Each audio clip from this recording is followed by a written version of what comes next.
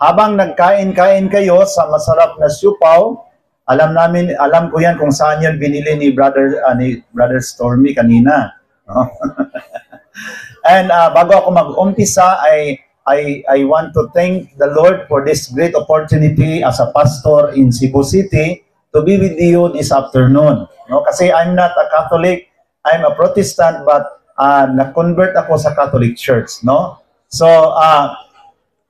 si Brother Stormy, nakakilala kami dyan sa social media kasi doon siya sa labas at ako nagpaikot-ikot sa buong Pilipinas bilang isang speaker na nagbabahagi sa aking conversion to the Catholic Church. And I'm serving the Lord as a president of the Association of Pastors converted to the Catholic Church in the Philippines. Kaya galing lang ako sa Mindanao, galing sa Cagayan de Oro City, Butuan. Sumakay ako ng eroplano from Butuan to Cebu and then Cebu to Iloilo kahapon. So yon ang aking daan. And ngayon ko lang I discover when I arrived in Iloilo International Airport na mayroon na palang direct flight from Iloilo to Cagayan de Oro. So if you want to visit Cagayan, Bukidnon, you can ride that airplane from Iloilo directly to Cagayan. And we have also flight from Iloilo direct to General Santos City. So, pero ang ministry kasi national level, nakatira ako sa Parañaque City, mga brothers and sisters. Palakpakan natin ang ating Panginoon. Lakasan natin. Praise the Lord. Sorry po. So ngayon, nandito sa aking kamay ang Biblia at ang Catechism of the Catholic Church. So ano pa ang laman sa Catechism of the Catholic Church? Dapat malaman natin. The first portion of the Catholic Church from 100 to 120 is talking about how the Lord revealed Himself to the people in the Bible. How the Lord revealed Himself in the Garden of Eden, our first parent, how the Lord revealed Himself to Noah, paano ang Diyos nakipag-ugnayan kay Abraham, and then to the 12 tribes of Israel, paano nakipag-ugnayan ang Diyos kay Moses. And the second part of the Catechism talks about the Nicene Creed and the Apostles' Creed. One by one, ini-explain sa Catechism ano ang biblical and historical foundation sa Nicene Creed. I believe in God the Father, the Almighty, the Creator of heaven and the earth, and of Jesus Christ, the only Son, our Lord, who was conceived by the power of the Holy Spirit, God from God, light from light, true God from true God. Inisa-isa yon sa Catechism. After the Nicene Creed, sumunod ang Seventh Sacrament. The Seventh Sacrament is being explained word by word, and what is the biblical foundation, historical foundation, and the teaching of the magisterium. And followed by the arrangement of the Ten Commandments. Doon in-explain ang mga social justice, ang iba't ibang mga political problems in the world within the Ten Commandments. Followed by the Lord's Prayer, contemplative prayer, the Lord's Prayer, personal prayer, and all kinds of prayers. Ito ang nasa laman ng Catechism. Amen? Pero bago ako magpatuloy, gusto ko lang magpasalamat sa Panginoon kay Sir Stormy, Brother Stormy Tubias na nag-arrange para makarating kami dito. And then Ma'am Alma also from Hirona, Tarlac. Kasi last week, galing ako sa Tarlac. Isang speaker ako doon sa Diocese of Tarlac Biblical Convention. Doon kami nag-gather sa Eduardo Puangco Jr. Gymnasium sa Paniki. Punong-puno ang Paniki. Kaya yung sinabi ni Sir Stormy na my beloved wife, my beautiful wife is from Hirona, Tarlac. I'm so happy kasi galing ako sa Tarlac, no? So palakpakan na natin ang Panginoon. So I was a pastor in Cebu City for 15 years and my family was really hardcore to Protestantism. Hindi kami naniwala kay Mama Mary kasi we always repeat John chapter 14 verse 6, I am the way, the truth, and the life. No man comes to the Father but by me. Bakit isali pa natin si Maria? So si Kristo lang ang daan. Karamihan sa mga Katoliko hindi nila alam paano sagutin kasi hindi sila nagbasa ng Biblia. Kaya ang ating Catholic Bishop Conference of the Philippines ngayon nanawagan sa atin na magbasa ng Biblia. At ang ating team sa taon na ito ng CBCP, Catholic Bishop Conference of the Philippines, is the Scripture, the source of hope. Ayon sa ating tema ng Katoliko sa buong Pilipinas. The source of hope, ang hope doon binigyan ng meaning. Ang H is harmony, na kung palagi kang magbasa sa Biblia, magkaroon ka ng harmony sa buhay mo.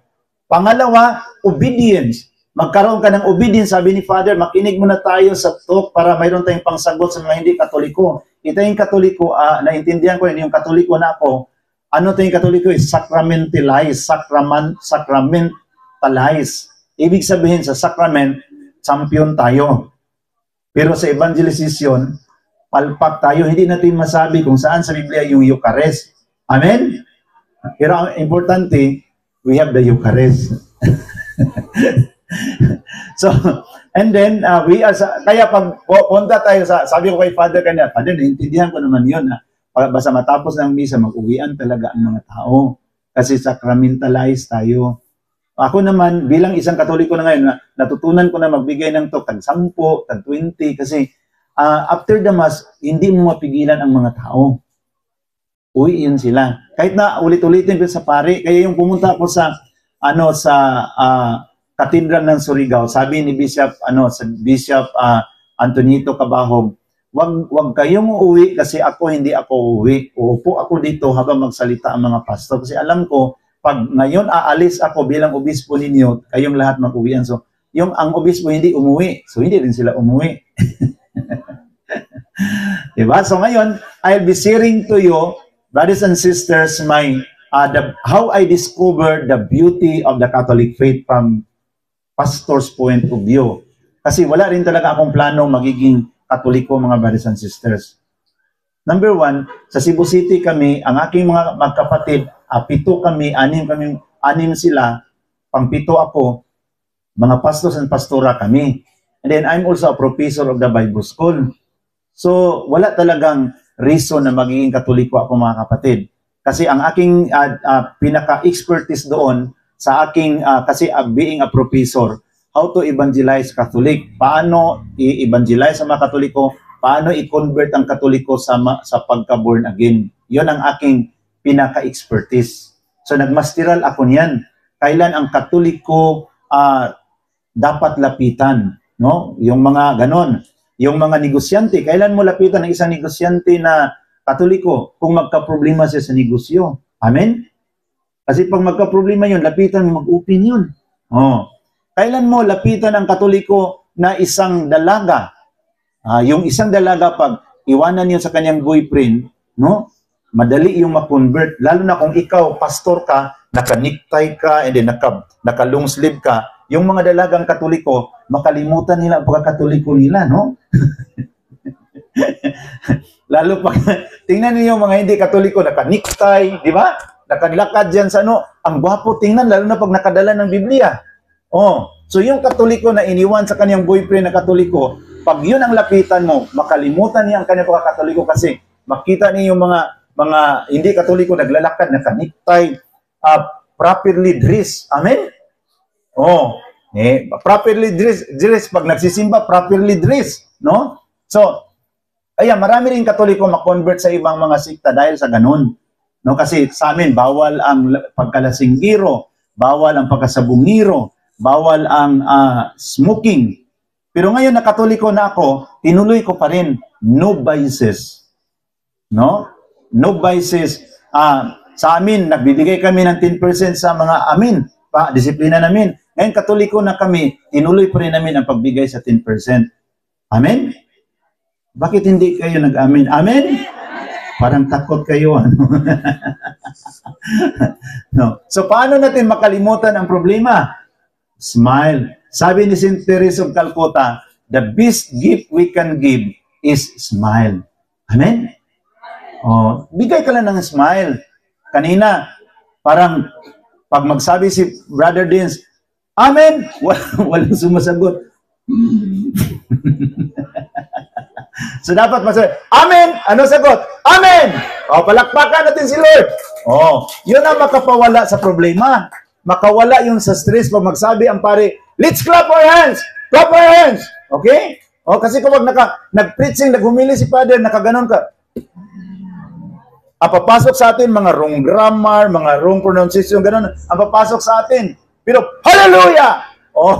The Bible says, Jesus said, For God so loved the world that He gave His only begotten Son, that whoever believes in Him should not perish, but have everlasting life. Kaya kami, yung pastor na kami magkapatid, marami talaga kami na-convert. Kasi ganoon kami mag-preaching. John 3:16, the Bible says, For God so loved the world that He gave His only begotten Son, that whoever believes in Him should not perish, but have everlasting life. Hallelujah! Maganon yung mga pastor. Tayong Katoliko, inaantok yung mga John 3:16, For God so loved the world that He gave His only begotten Son. Ang mga nakikinig, mag-joke-joke muna ako. So I discover, kahit na ganon, kaya sinabi ko sa inyo na wala talaga reason na maging Katoliko kami kasi we are very on fire pag mag-preaching. Hallelujah! Praise the Lord! The Bible says na all Scripture is inspired by God and is useful for teaching, for correction, for training in righteousness, so that the man of God may be equipped for every good work. So ganun ang kami mga pastor. Pag makinig ka talaga sa amin, malayo lang yung isang buwan, makonvert ka talaga. Kaya ang sikreto para hindi ka maligaw ng ibang sikta, huwag kang makinig. Amen? Lalo pag dyan sa kasi the books of the Bible, memorize namin yan. Genesis, Exodus, Leviticus, Numbers, Deuteronomy, Judges, Ruth, 1 Samuel, 2 Samuel, 1 Chronicles, 2 Chronicles, 1 King, 2 King, Israel, Nehemiah, Tobit, Judith, Esther, 1 Maccabees, 2 Maccabees, Job, Psalms, Proverbs, Ecclesiastes, Song of Songs, Wisdom of Solomon, Sirach, Isaiah, Jeremiah, Lamentation, Baruch, Ezekiel, Daniel, Hosea, Joel, Amos, Obadiah, Jonah, Micah, Nahum, Habakkuk, Zephaniah, Haggai, Zechariah, Malakay. Sino hindi ma-convert niyan?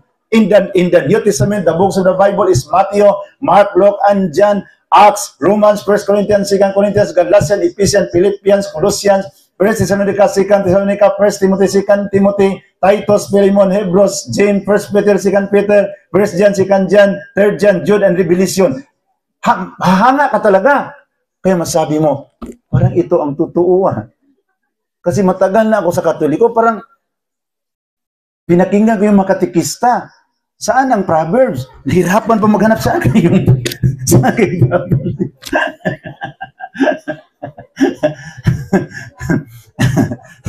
So ngayon, wala talagang pero how the Lord changed my mind.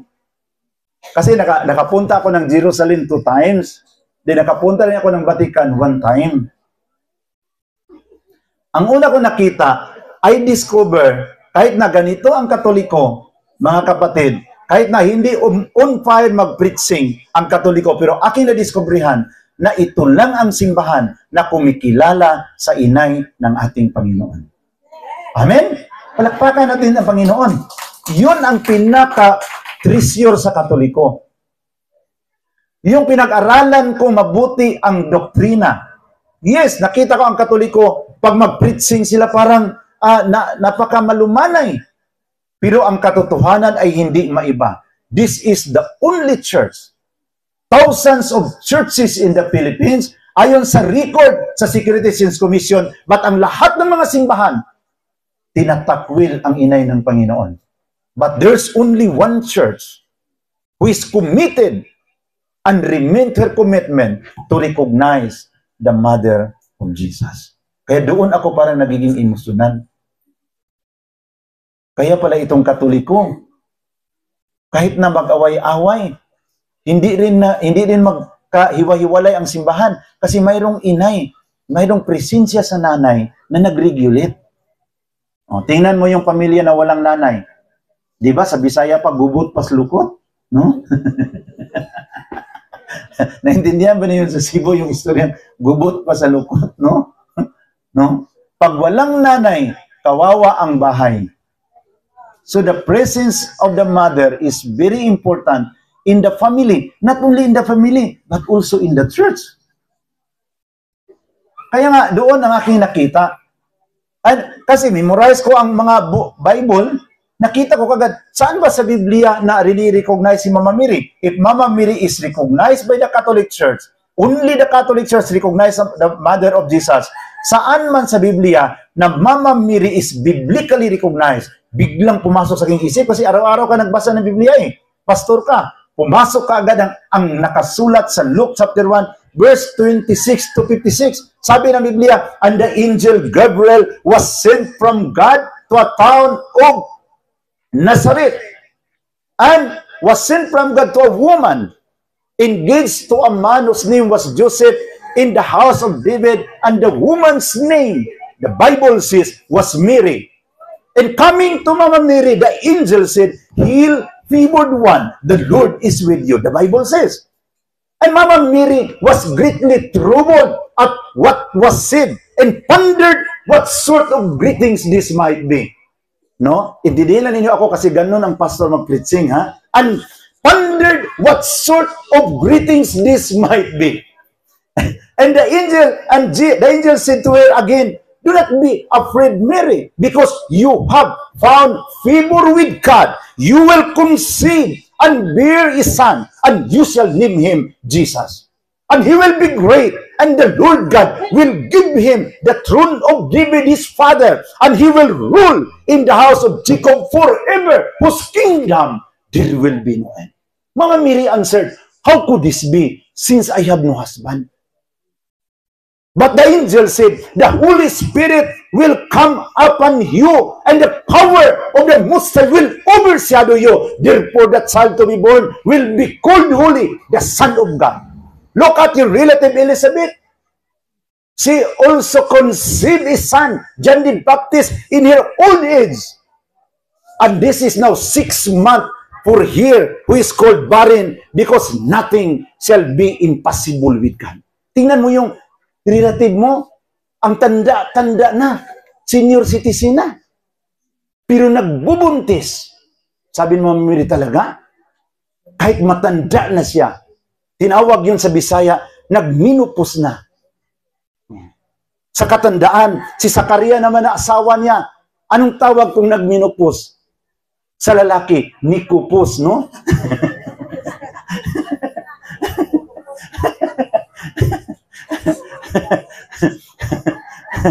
So, si Elizabeth, senior citizen, nagbuntis, nagminupos. Si Zakaria, anong tawag? Kung si Elizabeth nagminupos, si Zakaria nikupos. And this is now 6 months for her, who is called barren, because nothing shall be impossible with God. And Mama Mary answered, behold, I am the handmaid of the Lord. Be it done to me according to your word. And Mama Mary departed from here. So doon ko nakita na Mama Mary's participation in the plan of salvation is biblically recognized. Ngayon kami mga pastor, manindigan, makipag-away pa kami sa Katoliko. Bakit isali ninyo si Maria? Ganun kami eh. Pag Katoliko na sa kapastor ang magharapan, si Mama Mary talaga ang pinaka-isyo. And then, naalaala ko, hindi talaga ako magpatalo sa Katoliko. Yun ang problema ninyo mga Katoliko. Ganun ako noon. Sobra ako kahat ba? Yun ang problema ninyo mga Katoliko. Si Kristo lang tagapagligtas, isali ninyo si Maria. Then ang Katoliko hindi nagbasa sa Biblia. Sige na lang, patuloy ka na lang dyan, Brad. Kasi magpatuloy na lang rin kami dito. Kasi, pero kung ang Katoliko na yan, alam pa niya ang Biblia, sasagot, bakit? Ano? Wala sa Biblia? Basahin ko sa Biblia. Luke chapter 1 verse 26. Ganun sana ang sagot sa Katoliko, pero ang sagot sa Katoliko kasi hindi nagbasa ng Biblia. Sige, Brad, patuloy ka na lang dyan. Importante, may takot tayo sa Diyos. Kami, patuloy na lang kami dito. Yun ang sagot sa Katoliko. Pero ngayon, ang mga pastor, lapit sa akin, para silang binubumba sa aking sinasabi. Yun kasi ang problema natin. Hindi si Mama Mary kasali sa plano sa kaligtasan. Ano sinasabi sa Luke chapter 1? And Mama Mary was greatly troubled when the angel informed him to be the mother of the Savior of the world. Amen? Bakit tinawag natin siyang blessed? Sa Tagalog pa pinagpala. Dahil siya ang inay sa tagapagligtas sa buong sanlibutan. Amen? Kung ikaw ang inay sa gobernador sa Iloilo, pinagpala ka. Pagtingnan ka sa mga tao, wow, bliss na bliss ang babaeng ito. Siya ang inay sa gobernador. Amen? Pag ikaw ang mayor, ikaw ang inay sa mayor sa Kabatuan, anong isip sa mga tao dito sa Kabatuan? bless na bless ka. Ang anak mo, mayor sa kabatuan. Pero mas pinaka-bless si Mama Mary kasi siya ang inay sa tagapagligtas sa buong sanlibutan. Amen? Palakpakan natin ang Panginoon.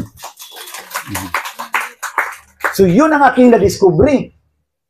So, bilang pastor, dumaan ako ng struggle year 2000 until 2007. Pinag-isip-isip ko, nakarating ako doon sa Nazareth. Doon ko nakita na sa Nazareth, sa bahay ni Jesus at ni Mama Mary, kasi ang kasama ko sa Badista na abogado sa Cebu. Ang mga sa Badista, hindi sila kumakain ng baboy, pero kumakain sila ng saging na linuto sa mantika ng baboy.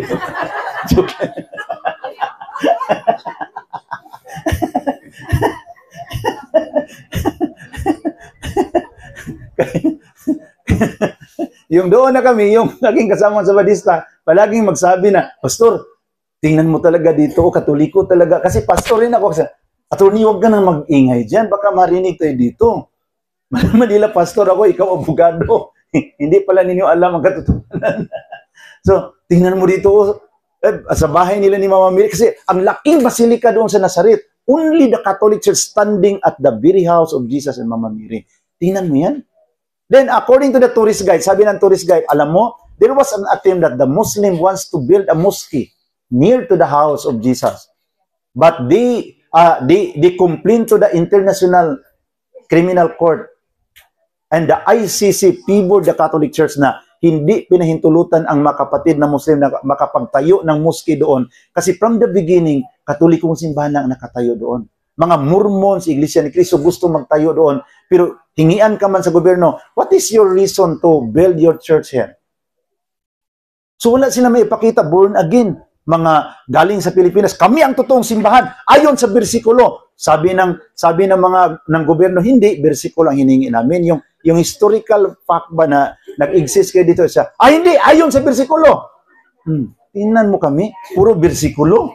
Bersikulo Laway, Kapitulo ba ang aming aming pinaglaban.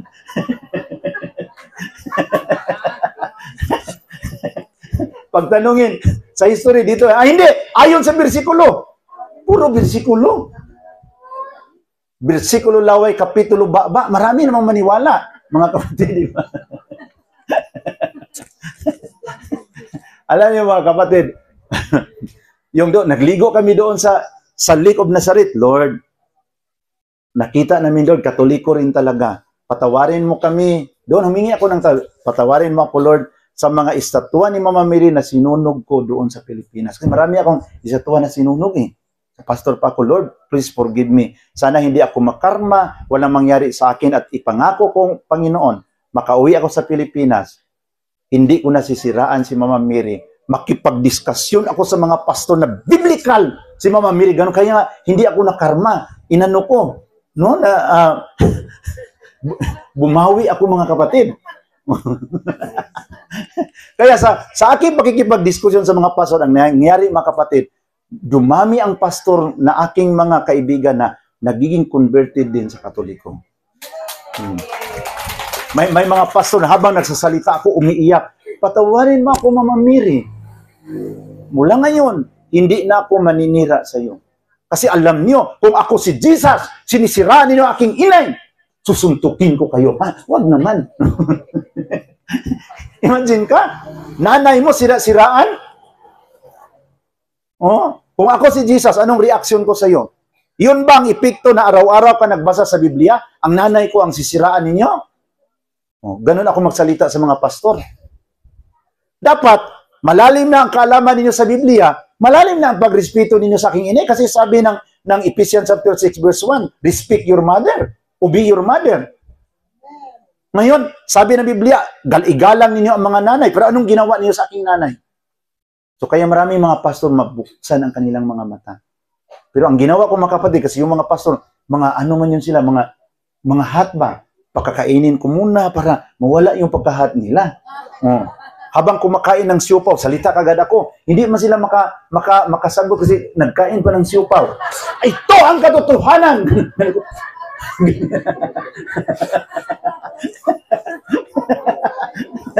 Then, yun ang mga aking makasama, yung pastor na nagalit, Pagtingin mo, galit na siya. Pag malapit na maubos mo ng siyo, bigyan mo kaagad ng isa para mabalance yung kanyang galit.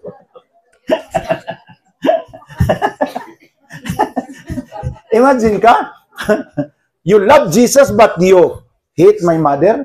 Kung ako si Jesus, love niyo ako, paano ko maintindihan ang inyong pag-ibig? Papasok ako sa emosyonal.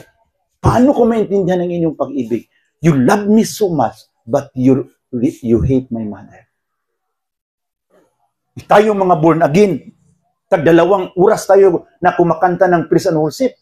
Yung mga born again, tag-3 oras. Ang iban, kumikirig-kirig na doon, gumaganon-ganon na doon. Oh. Sa kakaawit ng, I love you, Lord. Ganon man kami ang praise and worship na, ituro ko, idimo ko ha. Mga kapatid, sambahin natin ang Diyos sa Espiritu at sa katotohanan. Everybody, close your eyes. Kailangan maklose ang mga mata kasi wala kami mga imahen sa altar. Oh. Kasi, Jesus, we enthrone you. Dapat nakaklose ka. May mga panahon na makalimutan ko pag sabi, close your eyes. Yung aking mga membro doon nakatingin sa electric fan, we proclaim you are King. Ang iba doon sa speaker, standing in the midst of us. Ang iba doon sa bubong, we raise you up. Ang sinamba mo ngayon, ang electric fan, mas grabe yung ka-idolatry. Electric fan, huy brother, huwag kang titingin dyan sa electric fan. Idolatry yan. Hindi, nagpalamig ng ako kasi pinapawisan ako sa kanta-kanta. Yung kanta namin, yung una, sayo-sayaw muna. Ang mga ibon na lumilipad. Kaya mawala yung antok sa mga membro. Pag makita na on fire na sila, punta ka kami sa emosyonal. So ngayon, ginamit ko pa rin yung emotional style. O ngayon, paano ko maintindihan ang inyong pagmamahal sa akin? Mahalin niyo ako, pero galit kayo sa aking inay. Paano ko kayo papasukin sa langit? Baka habulin ninyo ang inay ko doon sa langit. Kasi larawan pa lang ni Mama Miri, minartilyo na ninyo. Ano na lang kayo kung makita ninyo ang personal? Kung mayroon kang makita na kapitbahay mo, na minartilyo ang picture mo, kakabahan ka. Ano kayang kasalanan na gawa ko? Binubugbog yung picture mo. Di ba? So, if you hate the picture, you hate the person. Amen? Because if you love the person, you take care the picture. Di ba? Yung mga matanda, yung mga senior citizen noon, sa una, wala pang mga touchscreen. Kung ang mga asawa nila nagtrabaho sa Amerika, Canada, 10 years, hindi makauwi sa Pinas. Wala pang mga video call noon eh. Oh, ang mga nanay natin noon, anong tinitingnan nila palagi tuwing gabi? Ang picture sa kanilang asawa. Gumagano, no?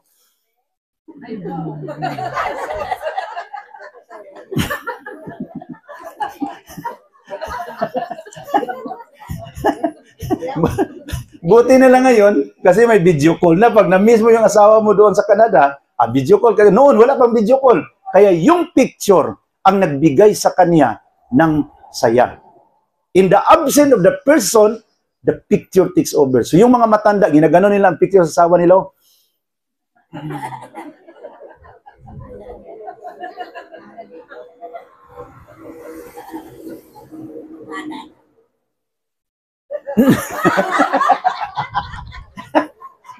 Di ba, relate sa mga matanda?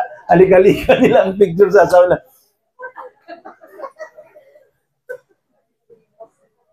Ang iba, ilagay nila sa dibdib. Sabi ng tiki sa bubong, tiki, tiki.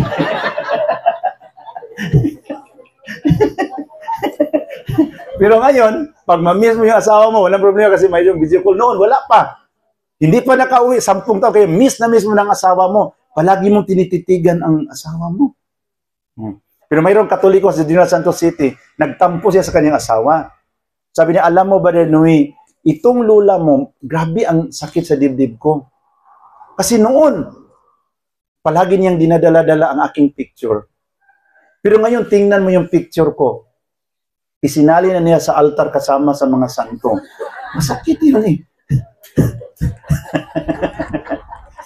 Sabi ko, tay, huwag kang magalit, tay. Ang ibig sabihin yan, bakit dinagay ka na ni nanay dyan kasali sa mga santo para magiging mabait ka?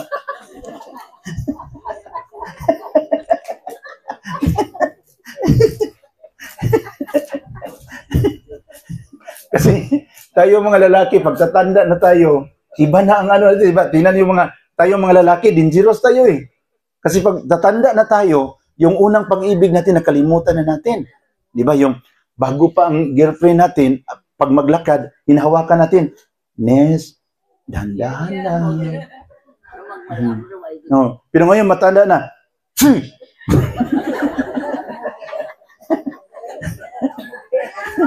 ang tagal-tagal mo magbihis dyan. Dali na! Pero, yung bata pa, di ba, si nanay, yung bata pa, suklay-suklayin yung buhok mo. Pero ngayon, Dong, pwede mo suklayin. Ano, wala kang kamay? Suklayin yung buhok.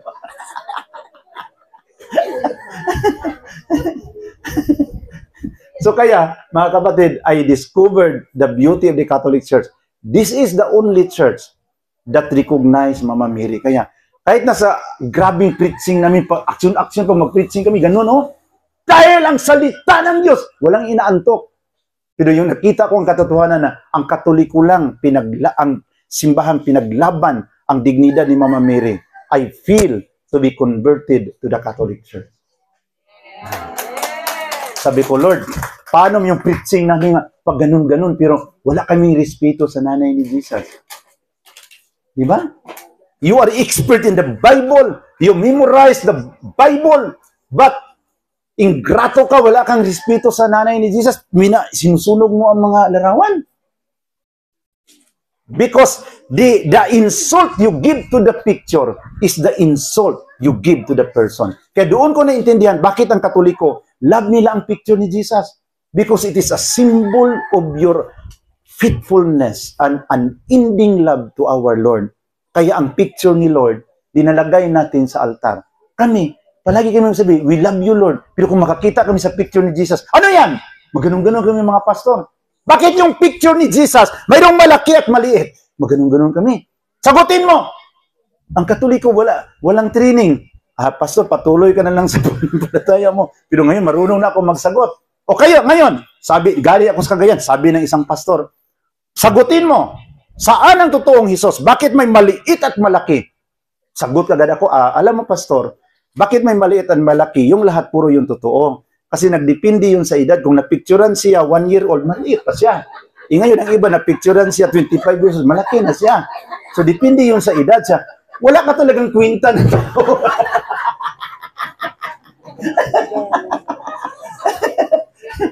Magganon-ganon. Sagutin mo! Oh, mayroong isang pastor, pagpunta ko sa Surigao, galit siya. Sabi niya, ikaw ba yung pastor na Katoliko na? Sabi ko, ako pastor. Ngayon, yung Pasko ninyo na December 25, saan yun sa Biblia? Basahin mo nga. Hinana niya, saan mababasa sa Biblia ang December 25? Sagot ka ako, pastor, kung hinanap mo ang December 25, doon mo yun makita sa kalendaryo.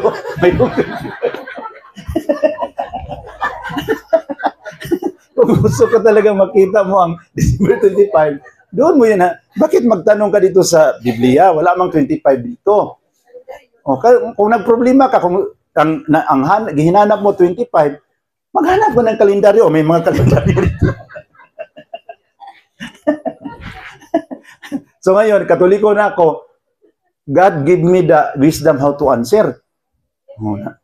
Ngayon, bakit kayong Katoliko, kumain kayo ng dugo? Ayon sa Levitico 21, versikulo 9, bawal ang pagkain sa dugo. Sagot agad ako, ano mo pastor, walang Katoliko na kumain ng dugo. Tanungin mo yung Katoliko, ang kinain nila dinuguan, kaya hindi namin linabag ang salita ng Diyos. Mayroon ka bang nakita dito na kumain ng dugo? Wala. Ang kinain sa mga Katoliko, dinuguan. Basahin mo dyan, bawal ba ang dinuguan? Wala. Kasi yung dinuguan, luto. Dapat marunong rin tayo.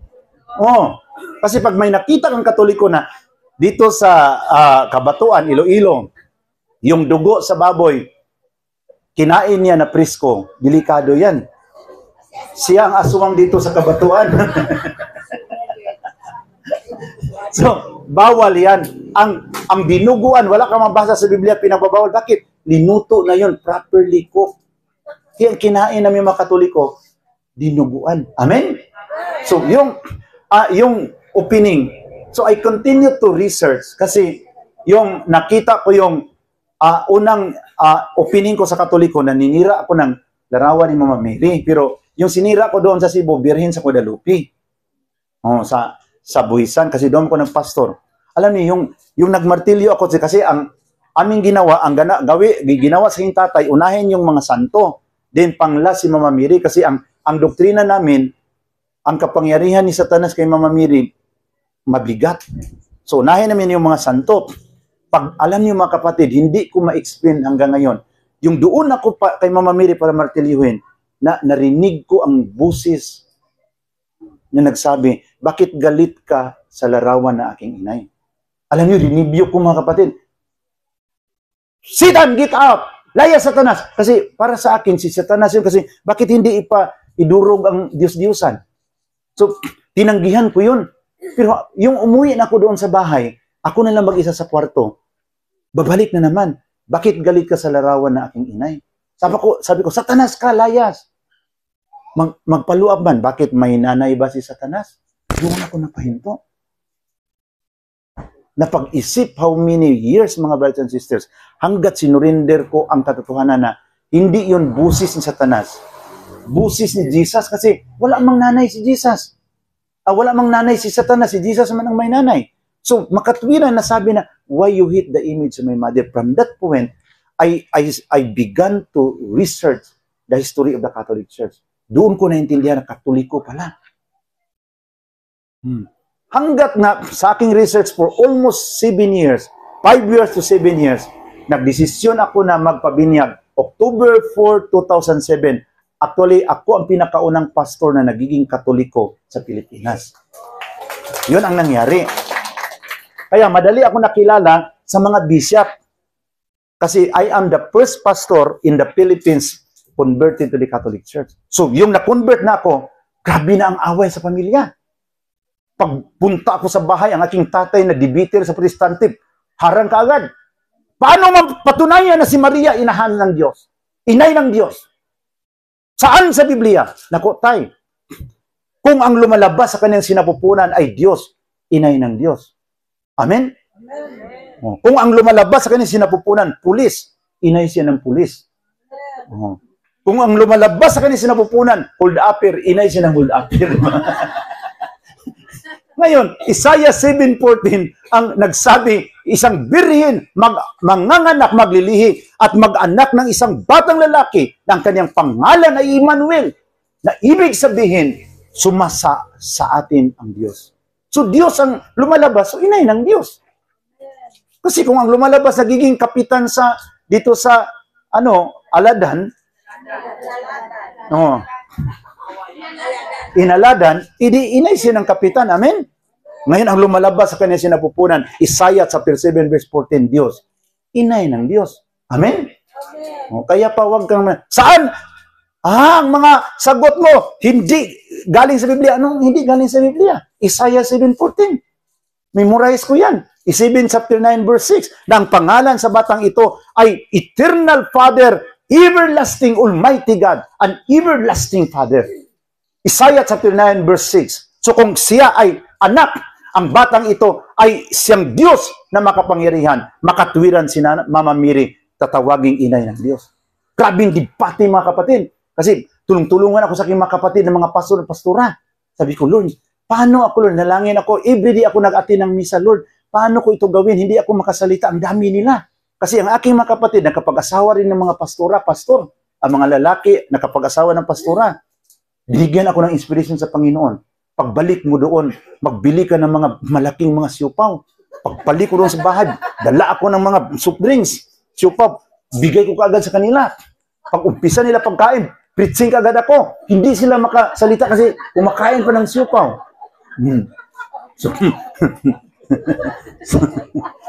Yung sabi nila na hindi biblical si Mama Mary, na kasali siya sa plano sa pagliligtas. Malinaw sa Biblia, when the angel Gabriel informed Mama Mary that you will conceive a son and you shall name him Jesus. According to Luke chapter 1 verse 36. So, ang aking tatay tayo, hindi pa siya makasalita kasi 50% pang siupaw na nakain niya. Ngayon, sasagot ako. Sinasabi ko sa inyo ngayon kasi malayo man ang Cebu. Ang ginawa ko sa kanila, mag-prepare ako ng mga juice na yung grabe kalamig ba, ice na ice. So, yun sa debatihan, mga kapatid, 2 hours, paos na sila, hindi na makasalita. Ako, ang aking ininom, yung maligamgam, isang araw, malaki pa aking boses.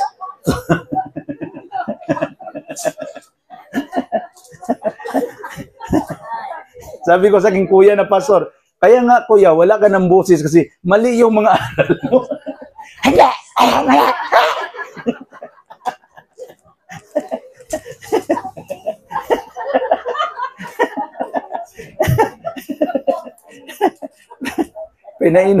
Pinainom ko ng maraming ice.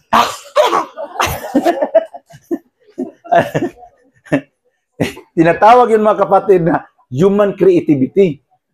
Oh. Mayroong tinatawag divine action, yung milagro, dapat may human activity ka rin.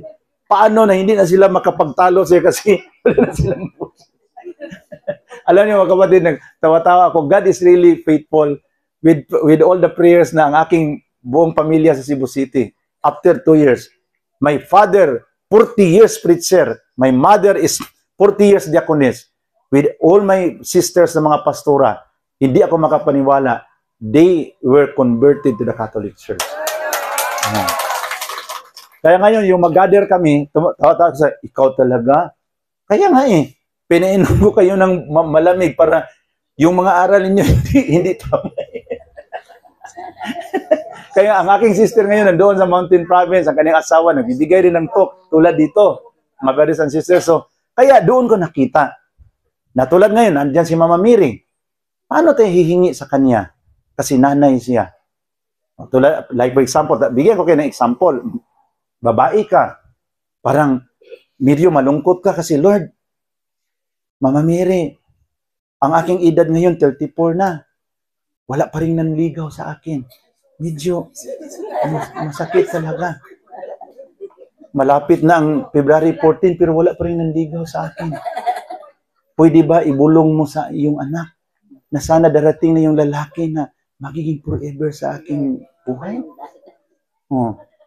Seryoso ako mga kapatid, ha? No? Sabihan mo si Mama Mary, I will offer this rosary, Mama Mary, para ang lalaking ito na ipadala mo sa akin, buksan mo ang kanyang mga mata. Ngayon na. Huwag mo namang pahintulutan na mabuksan ang kanyang mata. Senior citizen na siya.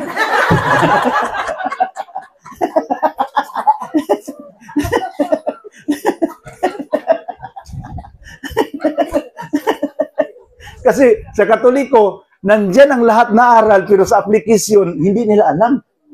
Lahat na aral. Ang ganda sa aral, pero how it is being applied, wala silang idea. Di ba? Kung nandito man siya ngayon, Panginoon, ang lalaking ito, buksan mo ang kanyang mga mata. Huwag kang tumatawa. Paano sasagot ang Panginoon? Dapat, seryoso. Amen? Kasi Lord, kinakabahan na ako. Mag-34 na ako, wala pang nanligaw sa akin. Huwag kang tawa-tawa. Dapat, seryoso ka, nakaharap kay Mama Mary. Paano maniwala si Mama Mary sa'yo na nananalig ka ng ganun, nakaharap sa kanya, tumatawa ka. So, dapat, seryoso ka. Amen? Pangalawa, kung wala kang pira, dapat ibulong mo yun kay Mama Mary. Mama Mary, I will offer this rosary to you kasi kailangan ko talaga ng pira.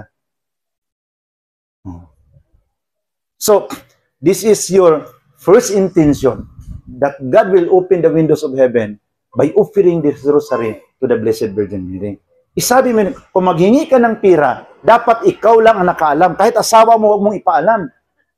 Kasi kung magsabi, magkano hiningi mo kay Mama Mary? 3 million. Ano nangyari sa iyo? Baka hindi ka nakakain ng tanghalian kanina. Di ba? So, ang asawa mo ang magbigay sa iyo ng doubt. Kaya kung may hiningi ka kay Lord through Mama Mary, dapat ikaw lang nakaalam. 4 million ang hiningi mo. Ulit-ulitin mo yun. Bakit magkasala ka ba kung ulit-ulitin mo yun na ipaalam mo kay Lord? You cannot commit any sin. Amen? Ipaalam mo yun. Dapat ikaw lang nakaalam. Mga anak, wala. Ikaw lang. Ikaw lang.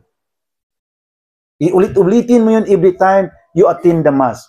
Yung sabi ni Brother Dins kanina, why Eucharist? Kasi pag nandyan na ang katawan ni Jesus sa ating bibig, doon natin kausapin si Jesus. Lord, marami na akong mga sakit.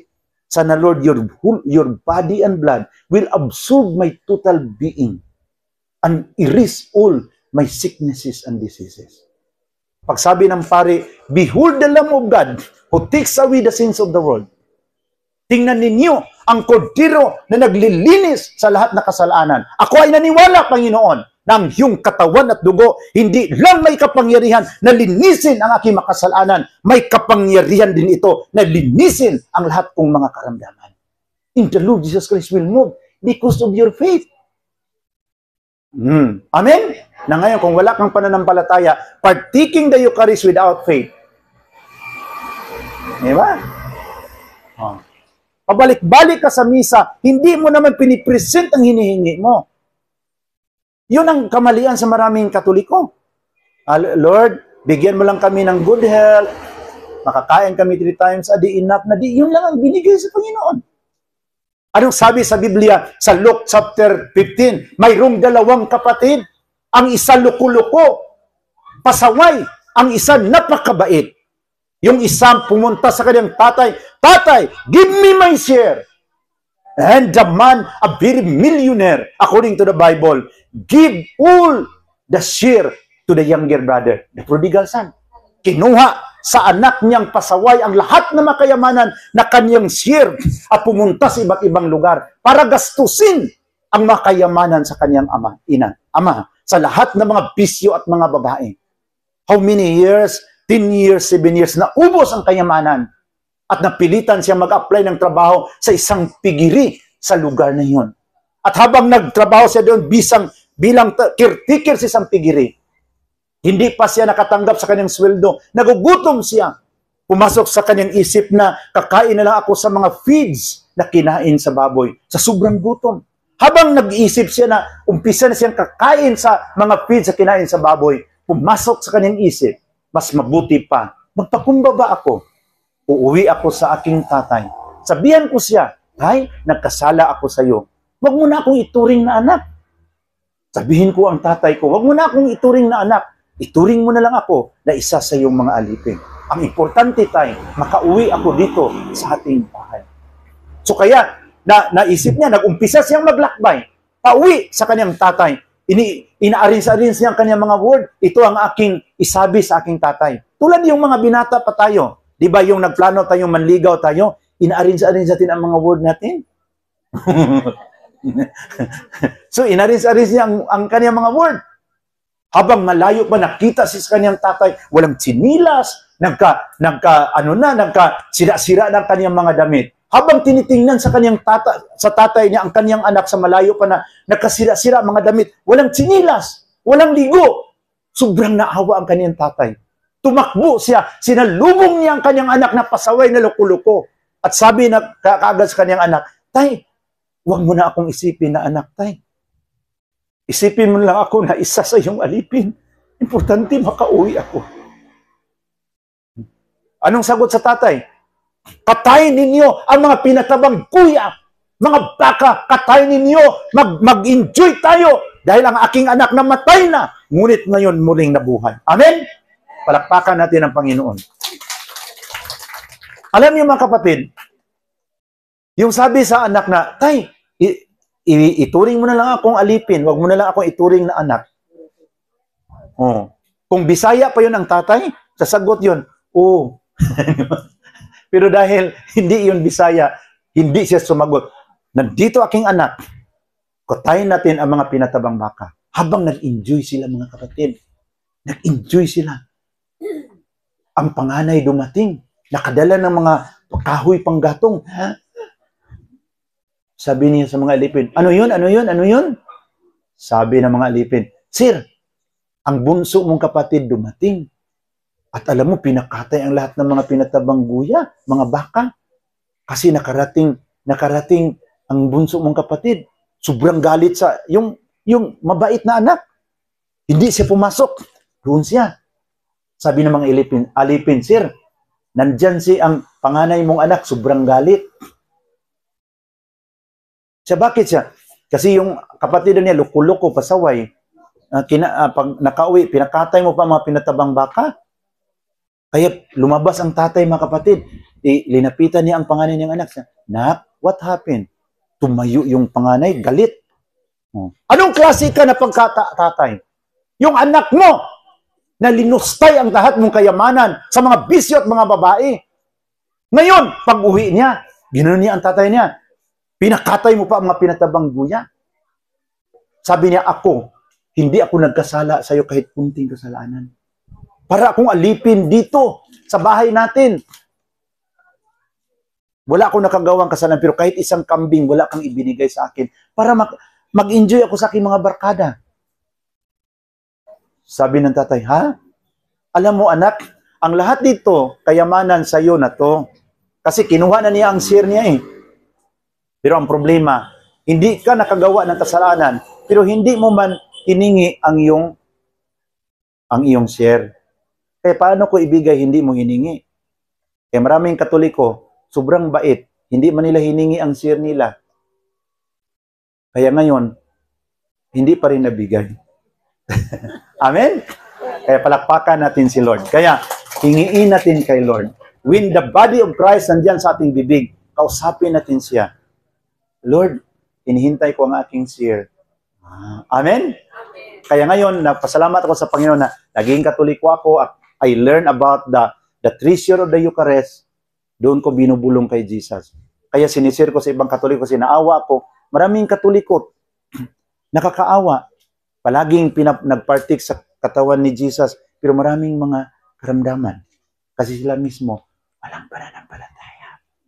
Partik lang sa Eucharist. Hindi man sumasampalataya na may kapangyarihan ang katawan ni Jesus to cleanse all your sicknesses and diseases.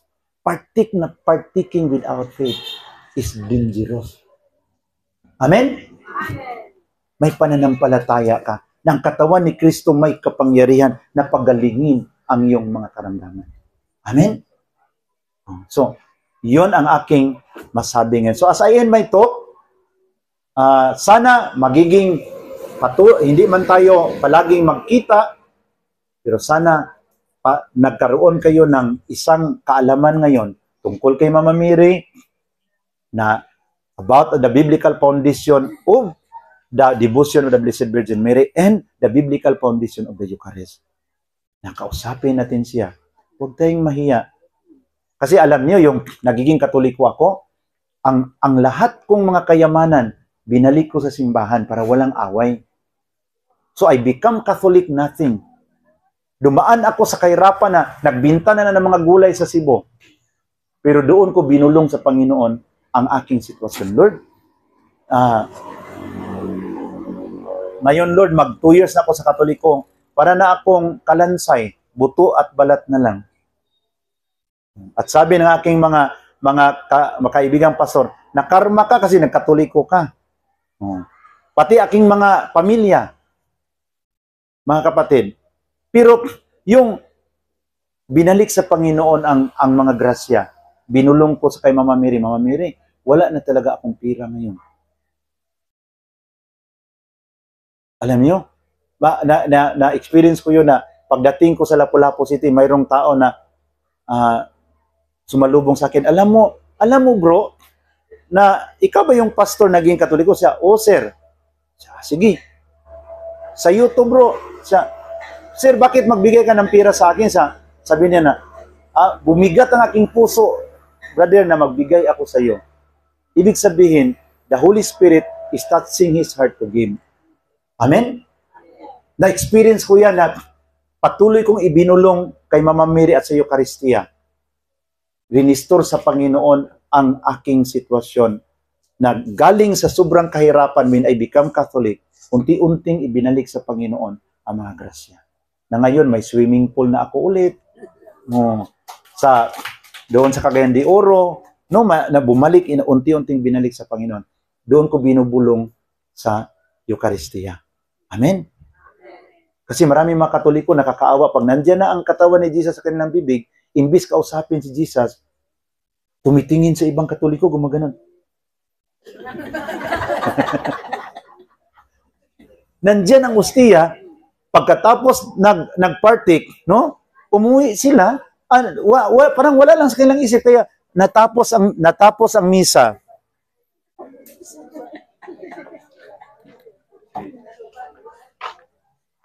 Ay, nawala yung isa. Hello? Hello? Parang hindi na, bro? Yeah.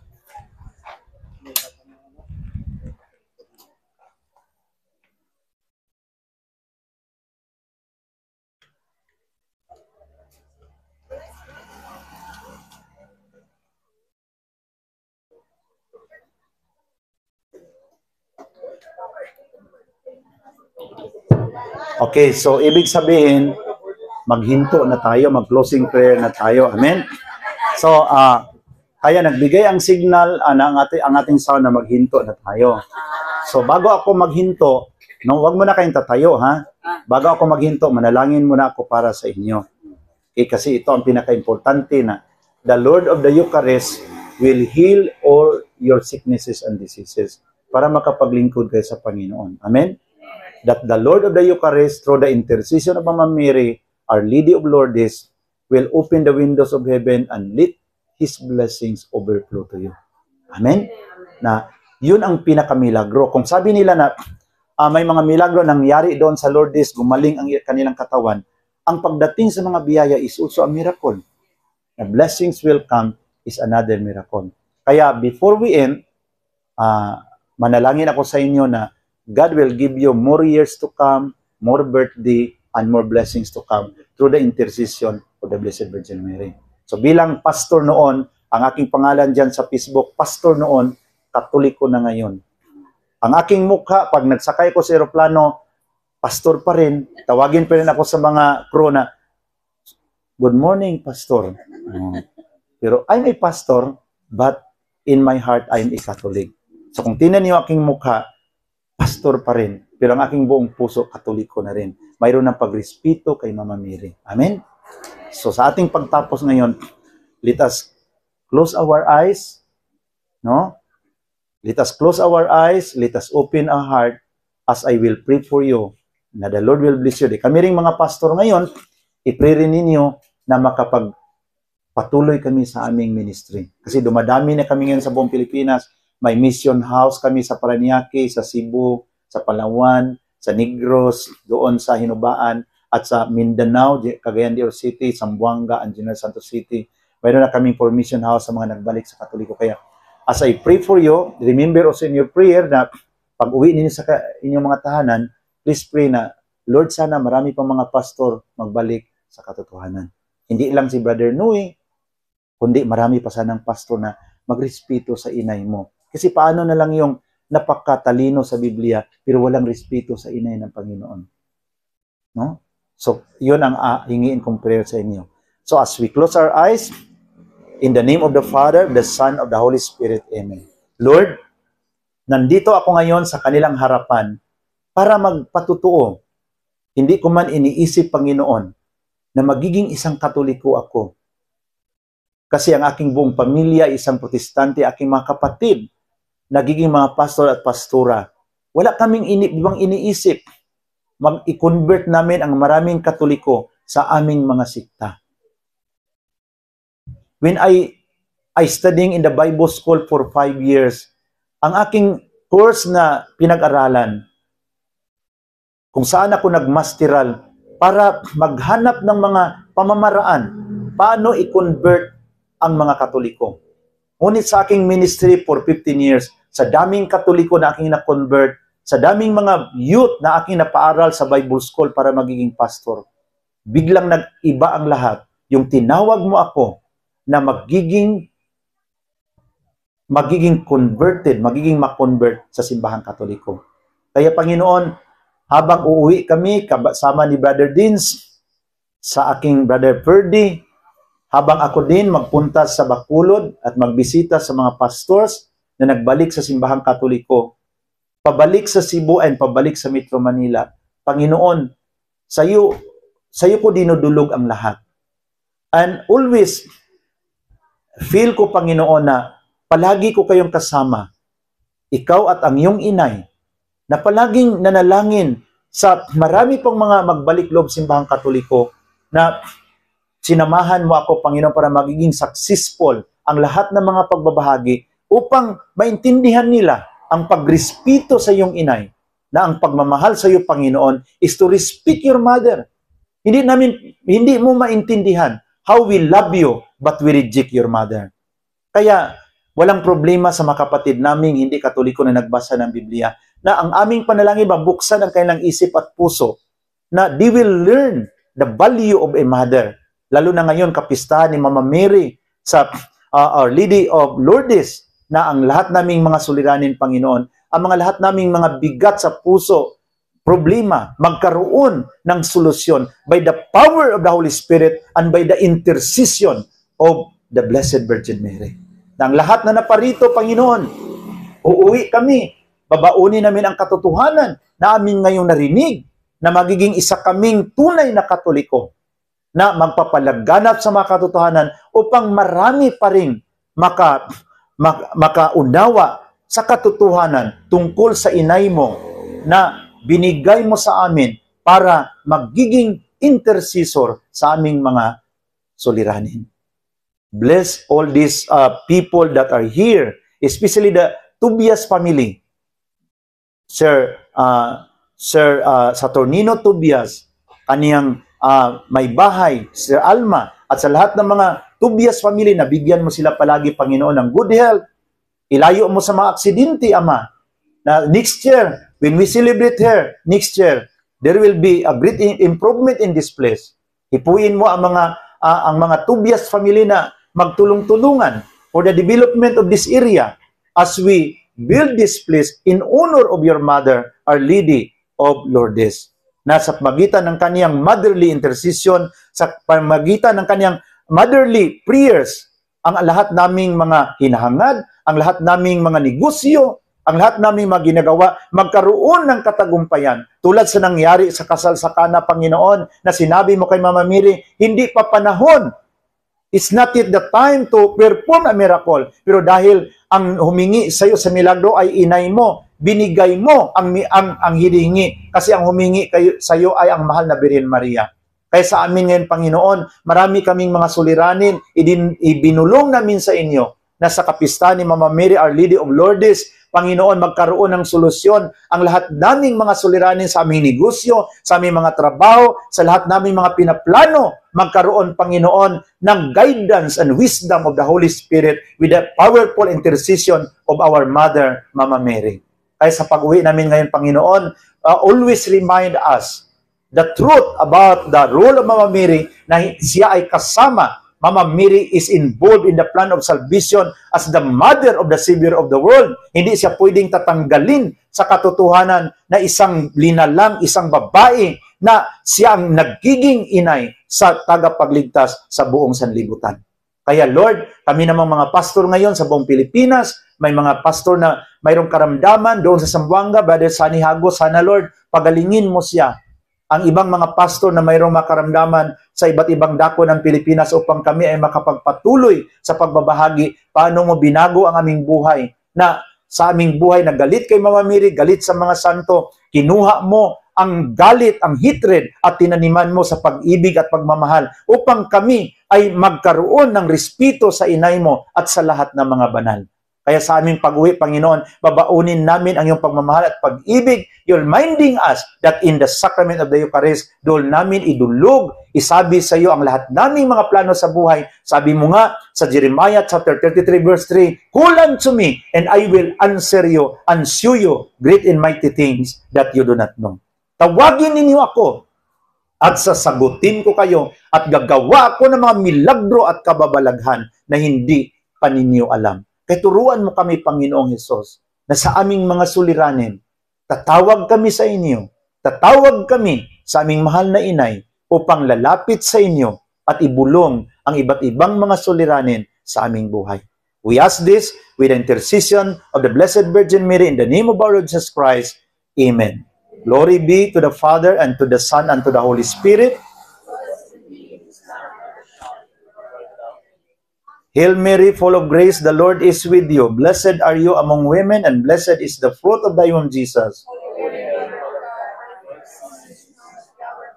Bless us, Lord, as we make the sign of the cross in the name of the Father, and of the Son, and of the Holy Spirit. Amen. Palakpakan natin ang Panginoon. To make His message known is our responsibility. So here we are to pledge our lives to the Lord.